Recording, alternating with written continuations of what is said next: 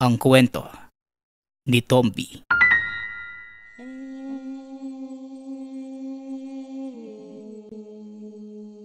Ang kwentong ito ay hango sa totoong buhay. Mula ito sa isa nating tagapakinig. Karanasan ito ni Idong. Walang eksaktong taon. Probinsya ng Siquijor.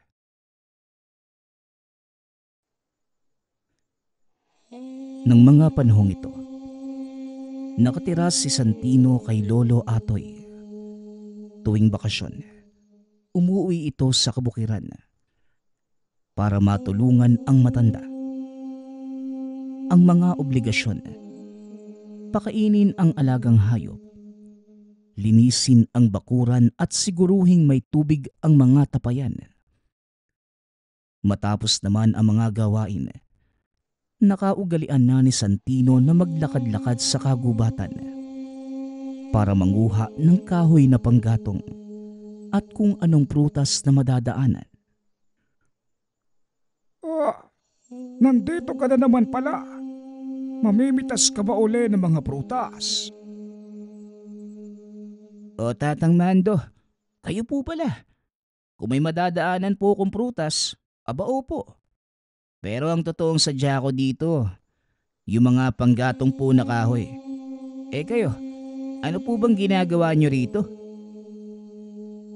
Kagaya pa din ng dati, nanguguha ako ng mga sangka para sa ginagawa kong pampanyos.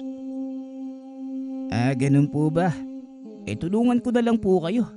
Total, maaga pa naman eh. Ikaw ang bahala kung hindi naman nakakaabala sa'yo. Ay nako, wala po yun Manong. Tapos naman na po yung mga gawain ko sa bahay eh. Napakabait at napakasipag mo talagang bata, Santino, ano? Mabuti na lang at mababait na tao din ang nagpalaki sa'yo. Yun din nga po yung pinapasalamat ko sa Diyos Manong eh. Dahil dinala niya ako sa mga mabubuting tao. Ingatan mo sila ha. Dahil ang Tatang Atoy mo na lang ang tanging nag-aalaga sa'yo. Siya na lamang din ang naiwan mong kamag-anak. Tama ba ako? Opo eh. Pero ang sabi ni Lolo Atoy, may mga pamilya pa daw ako sa paligid eh. Ang iba, hindi ko pa nakikilala. Talaga? Bakit hindi mo sila hanapin? Ayoko na po. Natatakot ako eh. Na baka kung anong sabihin nila sa akin. Hayaan mo na lang po sila.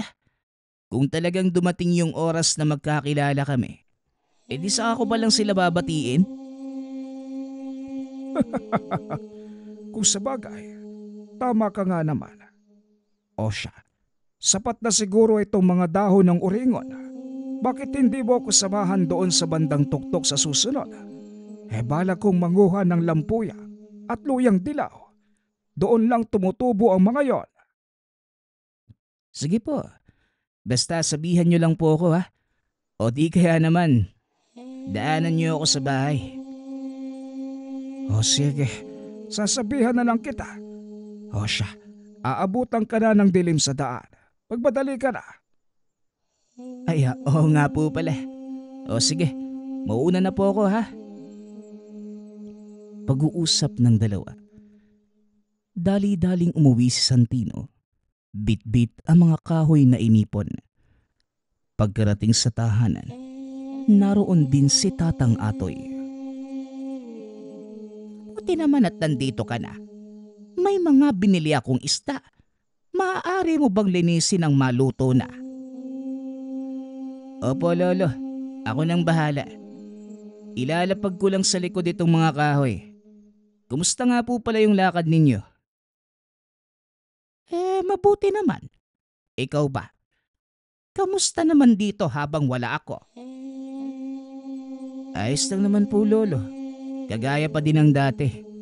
Pagkatapos kong pakainin yung mga kambing, nagpunta na ako sa gubat para mamulot ng mga kahoy. Saka nakausap ko din po ulit si Tatang Mando eh. Sino ba naman kasi ang Mando na yan? Tagal ko nang naninirahan dito. At ilang beses na ding nagpapabalik-balik sa gubat. Pero ni minsan hindi ko pa nakita o nakakasalubong. Ano ba ang itsura ng taong yon? Matanda na din po, Lolo. Kagaya nyo. Pero mahaba lang ng kaunti yung buhok niya. Tsaka puro puti. Medyo mataba lang din po ng konti. Ay nako, hindi ko talaga maalala kung sino yung taong sinasabi mo. Sa tagal kong iniikot yung kagubatang pinagkukunan mo ng kahoy, wala naman akong nakikitang tahanan malapit. Naroon mismo sa lugar na yon. Kahit ako naman, hindi ko din alam kung saan eksakto nakatira yung matandang yun. Pero palagi ko siyang nakikita doon .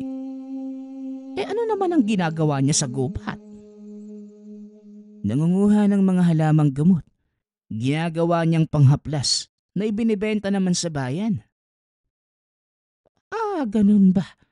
O siya, ayusin mo na yung mga pinamili ko nang makakain na tayo ng hapunan. Baka isang araw makilala ko din yung matandang sinasabi mo. Matapos ang pag-uusap ng dalawa, kagad nagpunta ng kusina si Santino para linisin ang mga isdang dala ng matanda. Ngunit hindi pa din mawala sa isipan ng matanda ang tungkol sa sinasabi ng binata. Kinabukasan, maagang naghanda si Tatang Atoy. Araw ng anihan sa kanilang taniman ng kamatis. Nauna na sa lugar si Santino. Bit-bit ang mga lagayan ng kamatis. Antayin muna nating masikatan ng araw ang mga bunga. Nang sa ganon bumaba ang hamog. Nang sa ganon, matayo kagad ang mga bunga. Medyo malawak ang taniman ng kamatis. Kaya kinakailangan ng maraming tao upang maubos ang lahat ng hinog na bunga. Marami din ang dumadayo sa kanilang taniman. Karamihan sa mga ito, kilala ni Tatang Atoy at Santino. Ngunit napansin ng binata ang dalawang kalalakihan. Bago lang ito sa paningin, hindi rin kilala ni Tatang Atoy ang mga ito. Hayaan mo na sila, Santino. Baka nangangailangan din ng trabaho ang mga yan. Isa pa mas mabuti yung maraming tutulong. Mas mapapabilis tayong matatapos. Wika ni Tatang Atoy. Sinunod naman ito ang sinabi ng matanda. Nagpatuloy sa pagtatrabaho si Santino. Ngunit napansin ito ang dalawang lalaki. Panay ang tingin sa kanya. Tinignan nito ang hawak na basket. Nakitang wala namang laman. Hindi namimitas ng kamatis ang dalawang kalalakihan. Kaya nagpasya ang binatang lapitan ang mga ito upang kumprontahin. Ngunit laking gulat ni Santino dahil biglang may humawak sa balikat nito. Kamusta, Santino? Mukhang abala ka ngayon . Tatang Mando, ikaw pala. Ano pong ginagawa niyo dito sa patag? Wala naman. Napadaan lang. Teka. Maaari mo ba akong bigyan ng tubig? Oo naman ho. Tara doon sa kubo. Nilingon ni Santino ang mga kalalakihan. At laking pagtataka dahil wala na sa kinatatayuan ang dalawa. Saan naman kaya nagpunta yung mga yon?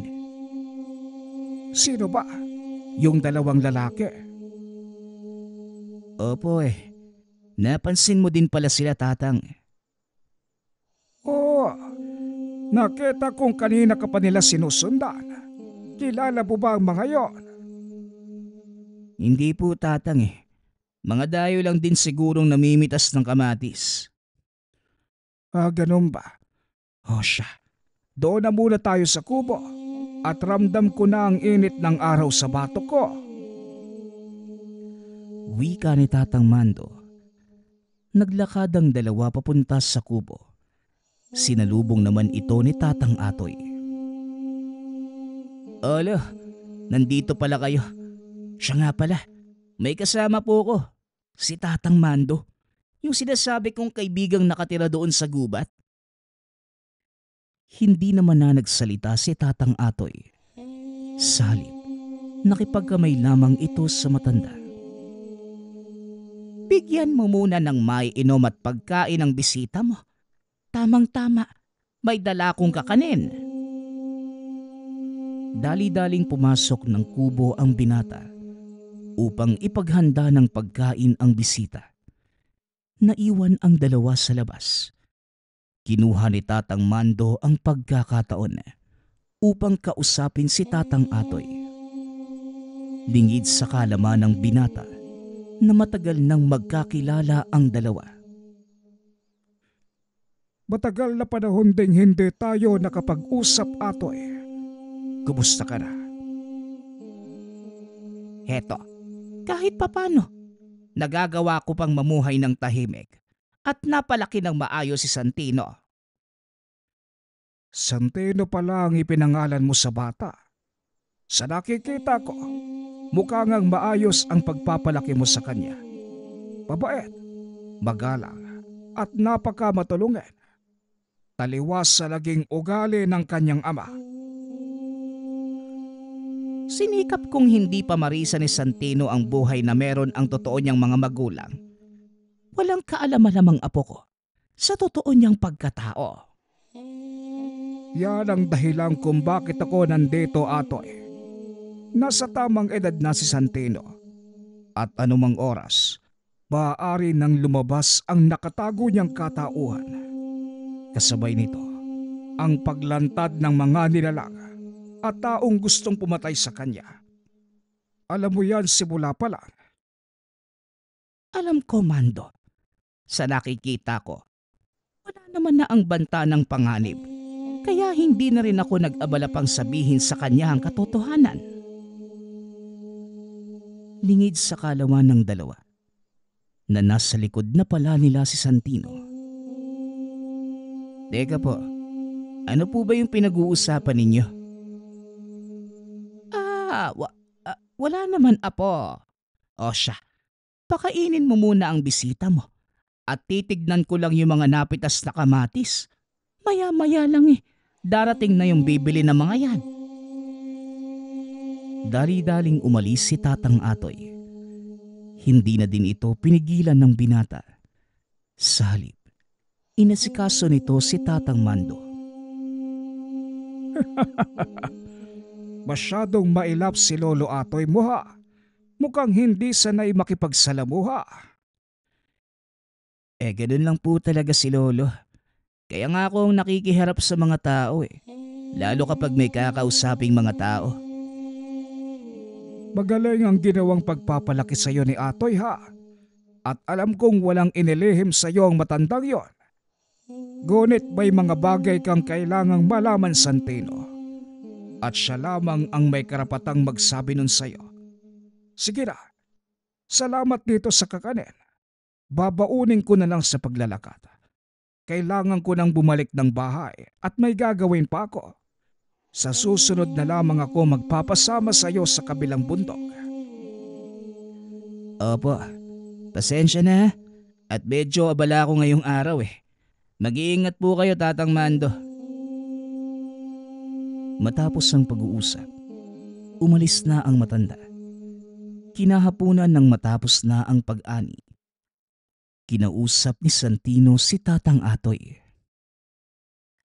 Lo, matagal na ho ba kayong magkakilala ni Tatang Mando? Kasi, base sa pananalita niya, parang kilalang kilala niya kayo Nagulat ang matanda sa naging tanong ni Santino. At dahil sa nangyari, wala nang nagawa si Tatang Atoy kundi sabihin ang totoo. Oo, Santino. Ang totoo niyan, matagal na kaming magkakilala ni Mando. Hindi ko lang alam na siya pala ang matandang tinutukoy mo. Paano naman po kayo nagkakilala ni Tatang Mando? Mahabang kwento, apo. Ang mabuti pa, Iligpit mo na yung mga kaing. Ilagay mo doon sa kubo. At umuwi na tayo dahil magdidilim na. Tugon ng matanda. Ngunit iba ang saloobin ni Santino. Nais nitong malaman ang katotohanan tungkol sa dalawang matanda. Hindi lo. Gusto ko hong sabihin niyo ang lahat sa akin ngayon. Narinig ko ang pinag-uusapan ninyo. Anong katotohanan ang kailangan kong malaman? Huminga ng malalim si Tatang Atoy. Naupo sa hagdanan ng kubo. Siguro, tama nga si Mando. Kailangan mo nang malaman ang tungkol sa pagkatao mo. Anong pagkatao, Lolo? Dito na nagsimulang magkwento si Tatang Atoy tungkol sa pagkatao ni Santino. Aatras tayo 18 taon na ang nakakaraan. Ito ang mga panahong umuwi galing sa kabundukan ang mag-asawang Lorisa at Lupin na may dalang sanggol. Lorisa, Lupin, anong ginagawa niyo dito? Hindi ba't kabilin-bilinan ko na huwag kayong babalik sa lugar na ito? Dahil malalagay sa kapahamakan ng mga tao. Kaninong anak yang daladala niyo? Tanong ni Tatang Atoy. Gulat na gulat ito dahil alam niyang hindi kailanman magkakaanak ang dalawa. Alam ko po yun, Tatang Atoy, pero may mahalagang bagay kaming sadya. Alam kong panganib para sa mga taong presensya namin, pero hayaan niyong ipaliwanag ko ang lahat, tiyo. O sige, makikinig ako at siguruhin niyo lang na may kabuluhan ang pagbalik niyo sa baryo dahil buhay ko at ng mga taong nakataya dito. Makinig kang mabuti, tiyo. Hindi galing sa amin ang sanggol na ito. Siya ay anak ng isang makapangyarihang nilalang. Ang kanyang ina ay birheng napusuan ng isang maharlikang engkanto. Nanlaki ang mga mata ni Tatang Atoy nang marinig ang sinabi ni Lorisa. Kalokohan ang sinasabi mo. Paano magkakagusto ang isang maharlikang engkanto sa isang mortal na babae? Labag sa kanilang batas ang ganong gawain. Alam po namin, tiyo.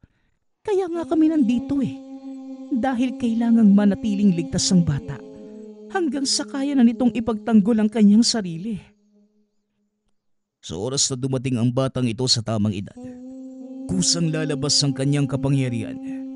At sa pagkakataong yun, wala ka nang dapat alalahanin. Kayang-kaya na niyang harapin ang mga nilalang na tumutugis sa kanya. Aba teka, bakit naman nila gugustuhin mamatay ang sanggol? Anong kinalaman ng bata sa sigalot na yan? Ang sanggol mismo ang pinagmula ng sigalot, tiyo. Dahil nabuo siya sa pagkakasala ng isang maharlikang engkanto. Sino naman ang nagdanais patayin ng bata? Ang maharlikang engkanto na yon, hindi lang siya basta-basta. Siya ang hari ng mga maharlikang engkanto. Kaya nagkasundo ang mga kalahi niyang patayin ang bata. Dahil nais nilang burahin ang isang pagkakabali. Sigurado kong hindi lang basta kabaliwan ang pumasok sa isipan ng hari para gawin ang ganito kalaking kasalanan. Tama kayo, tiyo. Pero ayaw niyang mapunta sa iba ang pwesto niya. Natatakot ito na baka abusuhin ng hahalili sa kanyang kapangyarihan. Nang malaman ng mga kalahi niya ang nangyari, nagalit sila. Pinapahanap ang ina at ang sanggol. Sa kasamaang palad, hindi namin nagawang iligtas ang ina, pero nagawang itakas ni Lupin yung bata. Mahabaging langit. Alam niyo ba kung gaano kalaking gulo ang pinasok niyo? Anong iniisip niyong dalawa? Sinasabi ko na nga bang may masama na naman kayong... Hindi na naituloy ni Tatang Atoy ang sasabihin. Biglang umiyak ang sanggol. Patawad, tiyo. Ngunit kailangan na naming umalis. hindi kami maaaring makita ng mga tao dito sa baryo. Tama ka. Malalagay na naman ako sa alanganin. Mag-iingat kayong dalawa. Nang mga sumunod na araw, dumating ang sinasabi ng mag-asawang matanda. Nagpakilala ito bilang Mando. Isa itong makapangyarihang babaylan na may malakas na kaugnayan sa kalikasan. Ikaw marahil ang tinutukoy nila Lupin at Loresa. Siya nga pala. Ako si Mando, ang tagapangalaga ng batang yan. Wala kang dapat alalahanin dahil alam ko na ang gagawin. Itiko mo na lang ang iyong bibig. Bungad ni Mang Mando. Hindi na nakapagsalita si Tatang Atoy. Pinagmasdan nito ang ginagawa ng matanda. Paikot-ikot ito ng ilang beses sa tahanan nila habang may kung anong isinasaboy. Matapos yon, bumalik ito sa loob ng tahanan upang kausapin si Tatang Atoy. Sa loob ng 5 araw, maglalaho ang bahay na ito sa mapa. Kailangan mong umalis dito. Kung hindi ay masasama ka at tuluyang mabuburas sa alaala ng lahat. Dumayo ka kasama ang sanggol. Mamuhay kayo ng normal hanggang sa sumapit sa tamang edad ang bata. Huwag kang mag-alala dahil hindi ako mawawala sa kanyang tabi. Matapos magsalita, dali-dali nang kumilos si Tatang Atoy. Nang maihanda ang lahat, iniabot ni Tatang Mando ang isang supot. Heto, ilang piraso ng ginto. Gamitin mo yan para makapagsimula. Tandaan mo na ang pangunahing layunin ay pangalagaan ang batang ito. Sige na, humayo na kayo. Bitbit ang sanggol at ilang kagamitan. Sumakay ng karo si Tatang Atoy papunta sa kabilang bahagi ng kapuluan. Pansamantala itong nanirahan sa kalye. At kalaunan, nagkaroon ito ng pagkakataong makabili ng sariling lupang sakahan. Gamit ang gintong ibinigay sa kanya ni Tatang Mando. Dito na nagsimulang mamuhay ang dalawa. Ipinakilala ni Tatang Atoy ang sarili bilang lolo at itinatak sa isip ni Santino na patay na ang mga magulang. Balik tayo sa kasalukuyan. Yan ang katotohanan ng iyong pagkatao, Santino. Pinili kong wag sabihin sa'yo dahil masyado pang maaga. Alam kong hindi ka pa handa sa mga malalaman mo. Pero ngayong nalalapit na ang takdang panahon, napag-isip-isip ko na kailangan mo nang malaman ang lahat. Pero lolo, paano ko naman malalaman kung totoo ang mga sinasabi niyo? Hindi nasagot ni Tatang Atoy ang tanong ng binata dahil biglang bumukas ang pinto. Nagulat ang dalawa. Biglang pumasok si Tatang Mando. Sugatan at nag-aagaw buhay. Tatang Mando, anong nangyari sa'yo? Sandali lang at kukuha ako ng mga gamit panggamot. Inalalayan ito ni Tatang Atoy. Pinahiga sa mahabang upuan at habang ginagamot ang mga sugat, sinabi nitong nakasagupa niya ang mga itim na engkanto para hanapin ang binata. Nandito na sila, Atoy. Natunto nila kayo. Pasensya na. Hindi na ganong kalakas ang kapangyarihan ko. Hindi ko na sila napigilan. Huwag ka nang magsalita. Magpahinga ka, Mando. Kailangan niya ng katawan mo. Sawari ko. Hindi na din ako magtatagal, Atoy. Santino, lumapit ka, iho. Naupo ang binata sa tabi ng matanda at hinawakan ang kamay nito. Nandito po ako, Tatang. Nakikinig po ako sa inyo. Pilit bumangon si Tatang Mando. Hinawakan sa magkabilang pisngi si Santino. Tandaan mo ang sasabihin ko. Sa oras ng panganib, maririnig mo ang tinig ng iyong tunay na ama. Tanggapin mo ito. Magtiwala ka. Sa ganung paraan, lalabas ang totoo mong kapangyarihan sa... Hindi na naituloy na matanda ang sasabihin. Isang sibat ang lumusot sa dingding. Tumarak mismo sa kanyang dibdib. Napasigaw si Santino. Dali-daling binunot ang sibat. Wala nang buhay ang matanda. Bagay na lalo namang ikinagalit ng binata. Sa sobrang galit nito, naramdaman ni Tatang Atoy ang bahagyang pagyanig ng paligid. Naglakad si Santino palabas ng tahanan at hinarap ang mga nilalang na pumatay sa matandang kaibigan.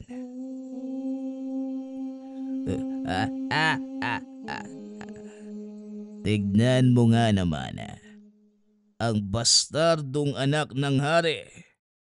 Ang lakas ng loob mong humarap sa amin. Gayong bunga ka lang ng pagkakasala ng iyong ama. Wala akong pakialam sa sinasabi mo. Humanda ka. Dahil hindi kayo makakaalis ng buhay sa lugar na ito. Talagang hindi kami aalis. Lalo na kung hindi ka naming kasama. Alam mo ba kung ilang taong ka naming hinanap? Nandito ka lang pala. Inilabas ng lalaki ang isang latigo. Paulit-ulit na hinagupit si Santino. Sa bawat pagtama sa balat, nararamdaman ng binatang tila nangihina ang katawan. Mga walang hiya kayo. Pakawalan niyo ang apo ko. Dumahimik ka, tanda. Kung ayaw mong madamay. Teka, ikaw ang dahilan kung bakit nahirapan kaming hanapin ang batang ito. Kasalanan mo ang lahat. Kung bakit kami nakatikim ng parusa sa kapwa namin itim na engkanto. Wika ng lalaki. Dinampot nito ang sibat. Walang pagdadalawang isip na ibinato sa matanda na naging dahilan ng kamatayan. Walang nagawa si Santino ng mga oras na yun dahil nangihina na ng husto ang buong katawan. Ngayon, nasa na nga ba tayo? Tara na, sumama ka sa amin. Nang maranasan mo ang isang hindi mo malilimutang parusa. Wala nang nagawa si Santino dahil tuluyan itong nawala ng malay. Nang magising ang binata, nakagapos na ang magkabila ang kamay sa dalawang malaking poste. Iniangat nito ang ulo. Nakita ang dalawang malalaking nilalang na nagbabantay. Nakatakip ang mga mukha nito, kaya hindi makita ng binata ang itsura. Pinagmasdan ni Santino ang paligid at napagtantong nasa loob siya ng isang yungib. Maya-maya pa, nakarinig ang binata ng mga yabag ng paa. Nakitang naglalakad papunta sa kanya ang lalaking pumatay sa dalawang matanda. Mabuti naman at nagising ka na. Tamang-tama, hindi na ako mag-aabalang buhusan ka ng tubig. Ayusin mo ang iyong sarili at haharap ka sa aming pinuno. Sa wakas, mababayaran na din ako sa aking trabaho.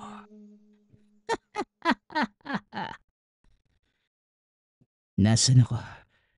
Anong ginawa niyo sa akin? Nandito ka sa aming kaharian. At huwag ka nang magtangkang tumakas. Dahil hindi ka makakawala sa malalaking kadenang nakatali sa mga kamay mo. Pilit kinakalas ng binata ang kadena. Ngunit hindi ito magawang tanggalin. Ilang sandali pa. Pumasok ang pinuno ng mga itim na engkanto. Tumayo ito malapit kung saan nakatali si Santino. Tama nga ang sinasabi mo sa akin, Brago. Kamukha nga ng taong ito ang tampalasan kong kapatid. Pasensya ka na, mortal. Kung kinakailangang umabot sa ganito ang lahat, kung mamatay ka na lang sana noon, wala nang buhay na madadamay. At sino ka naman? Biglang sinuntok ni Brago ang binata. Ngunit laking gulat nito dahil hindi man lamang natinag si Santino. Ayusin mo ang pakikipag-usap mo sa aming pinuno. Huwag ka nang magsayang ng laway, Brago. Dahil hindi ka din naman mauunawaan ng mortal na yan. Ni hindi nga niya alam kung saan siya nanggaling. Alam mo ba kung bakit ka nandito, binata? Hindi ko naiintindihan ang lahat. Pero isa lang ang alam ko. Wala kang puso. Kaya kung gusto mo kong patayin, o sige, gawin mo na. Wala akong pakialam. Nawala na din naman ang lahat sa akin. Ah, ah, ah, ah, ah. Anak ka ba talaga ng kapatid ko? Nagdududa na ako, Brago. Mukhang nagkamali ka ng dinampot. Hindi ako maaaring magkamali, pinuno. Siya ang anak ng iyong kapatid. Kung ganon, bakit ganon siya kabilis sumuko? Ni hindi man lang ako nakaramdam ng kahit anong panlalaban. Alam mo, binata, ang aming pinuno mahilig makipaglaban. Gusto niyang pinaglalaruan ng kanyang pagkain bago ito tuluyang lamunin ng buo. Bakit hindi mo kami bigyan ng kaunting kasiyahan?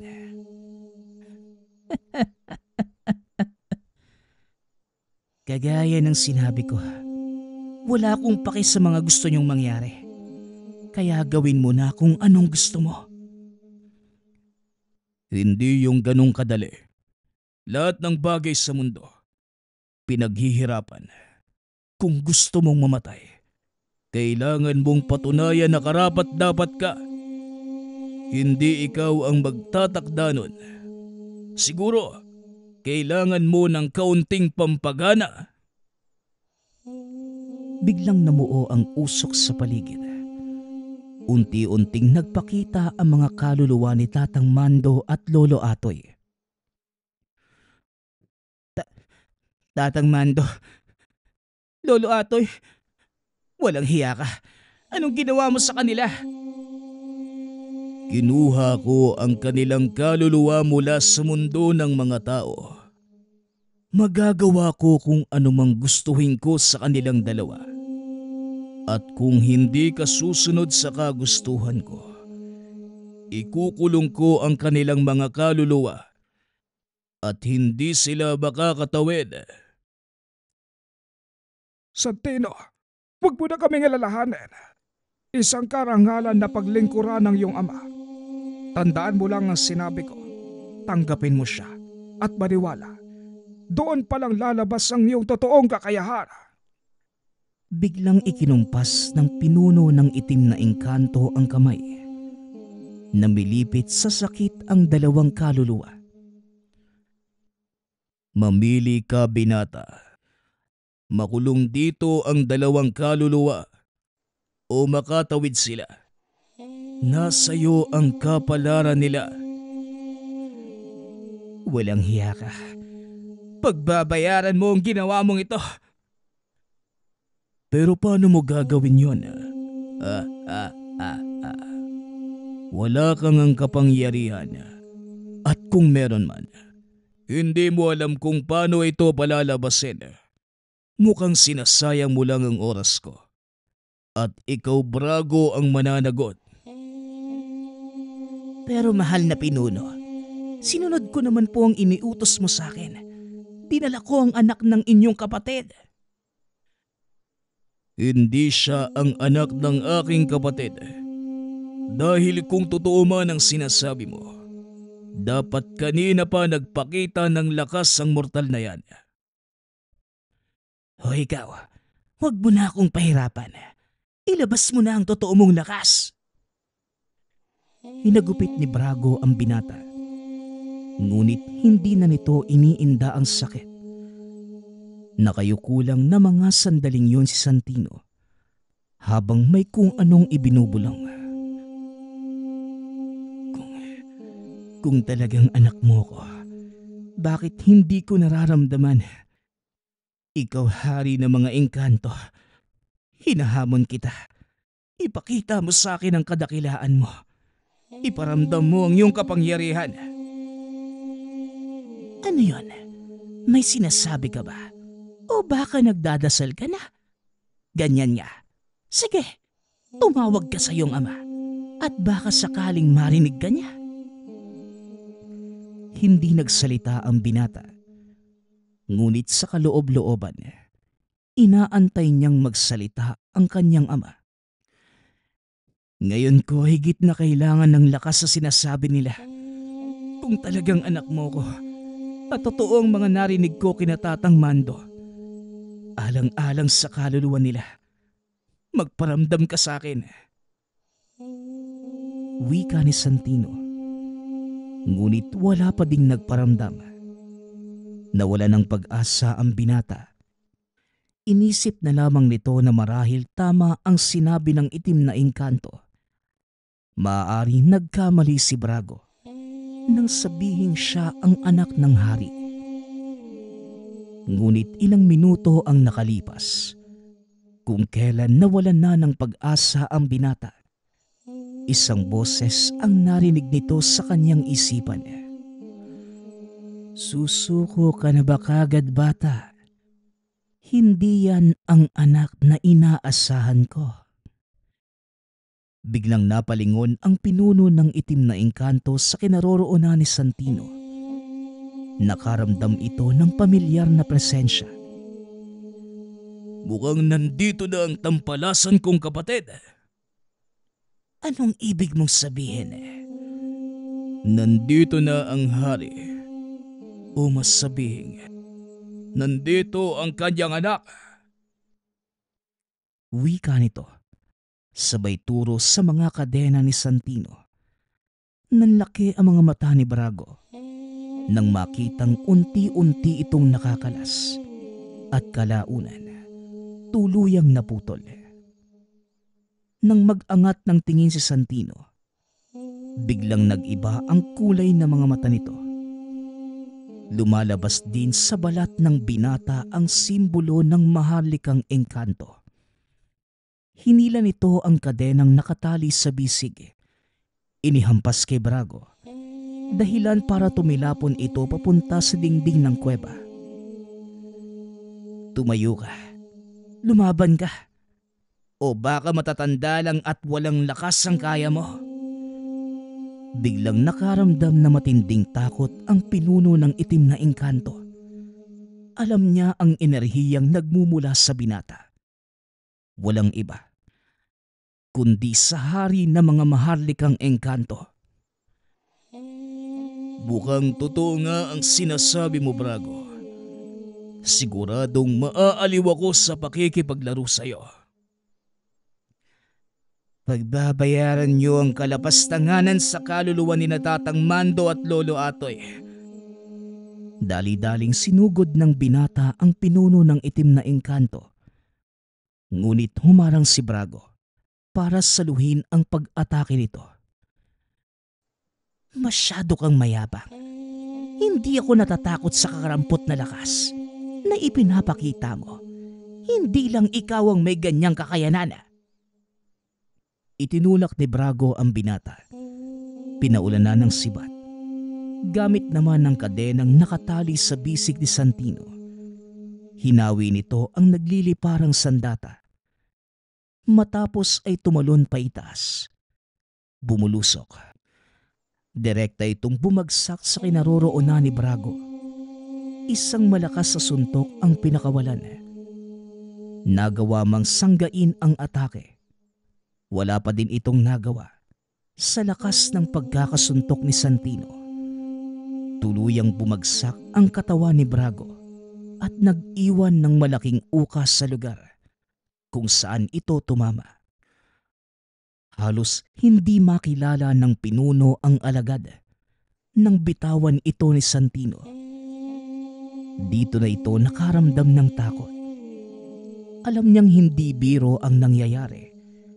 Ginalit nito ng husto si Santino at dahil sa puot ng binata, pinakawalan nito ang lakas na nakatago sa kaloob-looban niya.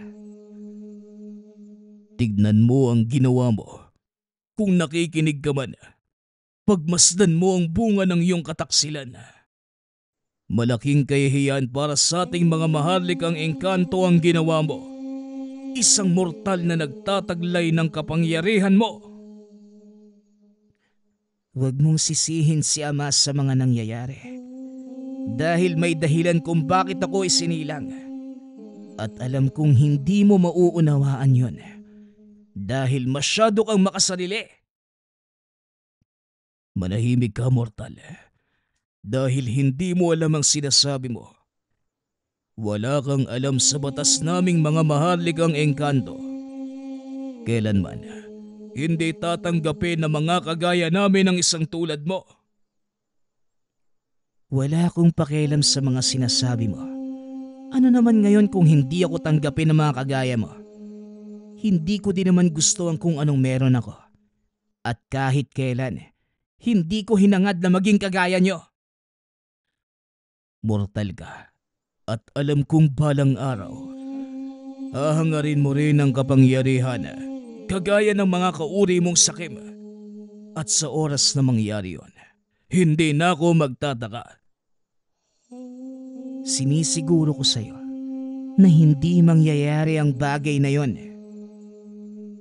Hindi ako titigil hanggat hindi ko napapalabas ang natural mong katangian bilang tao.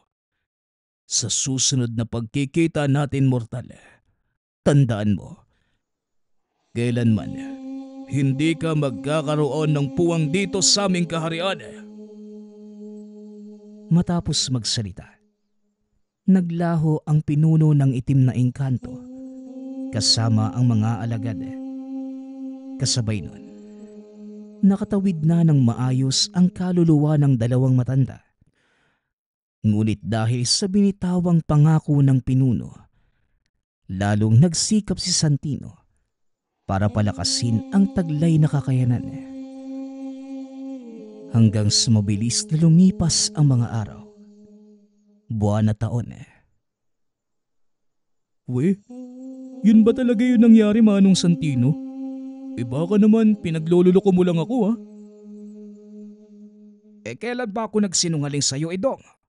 Nakita mo naman kung gaano ko kalakas, hindi ba? Pero kasi, parang imposible talaga yung sinasabi mo eh. Huwag mo nang isipin ang bagay na yan. Tara, tulungan mo na lang akong magsalansa ng mga kahoy. Paparating na ang malakas na ulan. Pag-uusap ng dalawa. Noong lumipas ang maraming taon, nakilala niya ang binatang si Idong na pinagsalaysayan ito ng kwento. Hindi katulad sa sinabi ng pinuno ng itim na engkanto. Hindi nagbago si Santino. Patuloy itong naging matinong tao. Hindi niya inabuso ang kapangyarihan. Ginamit lamang ito sa pagprotekta sa mga tao. Marahil dahil din sa pinakitang kabutihan, hindi naman na siya ginulo ng mga kalahi ng ama. Hanggang sa isang araw, bigla na lamang nawala si Santino sa hindi malamang dahilan. Iniisip na lamang ni Idong na baka masaya na ito kasama ang tunay na mga kalahi. Masaya din naman ang binata dahil sa wakas natanggap na ito bilang anak ng maharlikang engkanto. Nagpapasalamat nga pala ako sa lahat ng sumusuporta sa ating channel. Nawa ay patuloy niyong suportahan at pakinggan ang ating mga kwento. Hanggang sa muling pakikinig. Paalam.